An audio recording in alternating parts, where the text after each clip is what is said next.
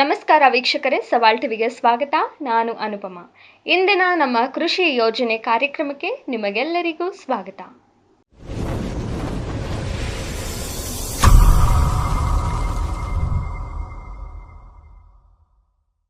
ಕರ್ನಾಟಕ ಸರ್ಕಾರದ ಪ್ರಮುಖ ವಿದ್ಯಾರ್ಥಿ ವೇತನ ಯೋಜನೆಯಾದ ಮುಖ್ಯಮಂತ್ರಿ ರೈತ ವಿದ್ಯಾನಿಧಿ ರಾಜ್ಯದ ರೈತರ ಮಕ್ಕಳಿಗೆ ಆರ್ಥಿಕ ನೆರವು ನೀಡುತ್ತಿದೆ.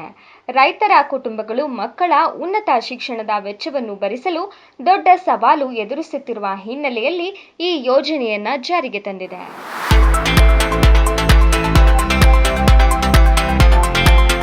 ಈ ಯೋಜನೆಯನ್ನು 2022-23ನೇ ಸಾಲಿನ ಬಜೆಟ್ನಲ್ಲಿ ಮಾಜಿ ಮುಖ್ಯಮಂತ್ರಿ ಬಸವರಾಜ ಬೊಮ್ಮಾಯಿ ಘೋಷಿಸಿದರು. ಯೋಜನೆಯ ಉದ್ದೇಶ ಪ್ರತಿ ವರ್ಷ ರೈತರ ಮಕ್ಕಳಿಗೆ ವಿದ್ಯಾರ್ಥಿ ವೇತನ ನೀಡಿ ಅವರ ವಿದ್ಯಾಭ್ಯಾಸವನ್ನು ಪ್ರೋತ್ಸಾಹಿಸುವುದಾಗಿದೆ. ಇದರಿಂದ ವಿದ್ಯಾರ್ಥಿಗಳು ತಮ್ಮ ಕನಸಿನ ವೃತ್ತಿ ಕ್ಷೇತ್ರದಲ್ಲಿ ಮುನ್ನಡೆಯಲು ಸಾಧ್ಯವಾಗುತ್ತದೆ. ಈ ಯೋಜನೆಯಡಿ ಪಿಯುಸಿ, ಐಟಿಐ ವಿದ್ಯಾರ್ಥಿಗಳಿಗೆ 2,500 ರೂಪಾಯಿ, ಪದವಿ ವಿದ್ಯಾರ್ಥಿಗಳಿಗೆ 5,000 ರೂಪಾಯಿ, ವೃತ್ತಿಪರ ಕೋರ್ಸ್ಗಳಿಗೆ 7,500 ರೂಪಾಯಿಯಿಂದ 10,000 ರೂಪಾಯಿಯ ಸಹಾಯಧನ ನೇರವಾಗಿ ಡಿಬಿಟಿ ಮೂಲಕ ವಿದ್ಯಾರ್ಥಿಗಳ ಬ್ಯಾಂಕ್ ಖಾತೆಗೆ ಜಮಾ ಮಾಡಲಾಗುತ್ತದೆ. ವಿದ್ಯಾರ್ಥಿಯು ಈ ಯೋಜನೆಯ ಲಾಭ ಪಡೆಯಲು ವಿದ್ಯಾರ್ಥಿಯ ಪೋಷಕರು ನೋಂದಾಯಿತ ರೈತರಾಗಿರಬೇಕು, ಫ್ರೂಟ್ಸ್ ಐಡಿ ಹೊಂದಿರಬೇಕು, ಕರ್ನಾಟಕದ ನಿವಾಸಿಯಾಗಿರಬೇಕು ಹಾಗೂ ವಿದ್ಯಾರ್ಥಿಯು ಮಾನ್ಯ ಶಿಕ್ಷಣ ಸಂಸ್ಥೆಯಲ್ಲಿ ಓದುತ್ತಿರಬೇಕು.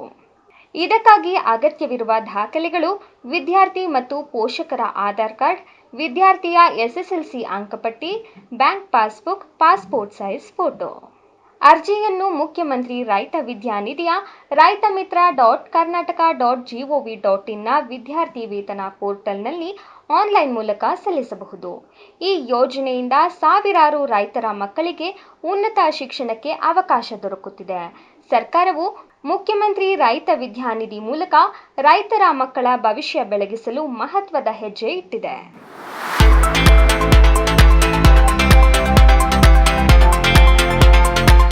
ಇದೇ ತರ ಹೆಚ್ಚಿನ ವಿಡಿಯೋಗಳಿಗಾಗಿ ಸವಾಲ್ ಟಿವಿಯನ್ನು ಸಬ್ಸ್ಕ್ರೈಬ್ ಮಾಡಿ, ಲೈಕ್ ಮಾಡಿ, ಶೇರ್ ಮಾಡಿ, ಹಾಗೆ ನಿಮ್ಮ ಅನಿಸಿಕೆಗಳನ್ನು ಕಮೆಂಟ್ ಬಾಕ್ಸ್ನಲ್ಲಿ ತಿಳಿಸಿ.